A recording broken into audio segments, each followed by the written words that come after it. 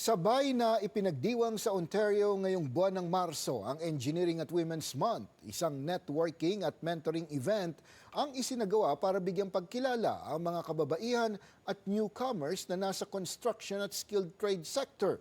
Narito ang report ni Paula Saraza. Our community has long contributed to Canada's construction landscape. But for many Filipino women, including women with other backgrounds, entering these fields means breaking barriers twice.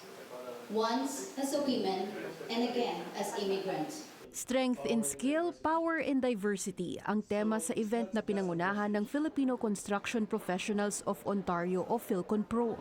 Kaagapay ang Kababayan Multicultural Center ngayong Sabado. At para sabay na ipagdiwang ang Engineering at Women's Month, tampok sa event ang mga kababaihan sa sektor ng construction at skilled trades. As you know, it's a men-dominated industry. So we want everyone to understand that women is also working in construction. So we want to emphasize na para bagang malaman din nila na hindi lang construction but they can also do skilled trades like carpentry, electrician, plumbing. Ayon sa Pangulo ng PhilConPro na si Nelly Boqueron, sa ika-10 taon na ng grupo, wala pa sa 20 ng kanilang mga miyembro ang mga babae.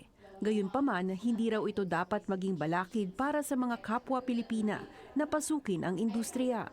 Babae tayo, lalo na sa construction, sometimes merong mga trabaho na yung sa tingin nila is it's not easy for us to do as a women. But right now, I think na-recognize nila na kaya rin naman pala nating mga babae. Imbitado sa event ang iba't ibang mga profesional sa sektor na nagbahagi ng kanilang mga karanasan sa karera. Naging pagkakataon din ito para sa mga dumalo, gaya ng ilang mga bagong dating sa Canada na makipag-network. I will be graduating in June this year and naghahanap ako ng work just in case baka makahanap ako ng for engineering or any field.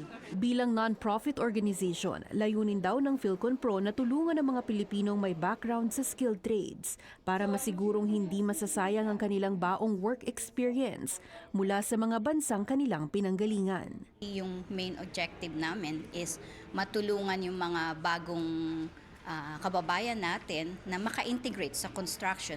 So that's why we offer like this kind of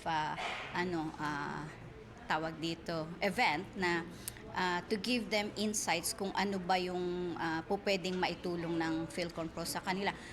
We also previously do some resume writing. Di nagtatapos ngayong Engineering Month at Women's Month ang initiatives ng PhilConPro. Isang info session ang isasagawa sa susunod na buwan kaugnay sa professional licensing para sa mga kababayang newcomers. Paula Saraza, Omni News, Toronto.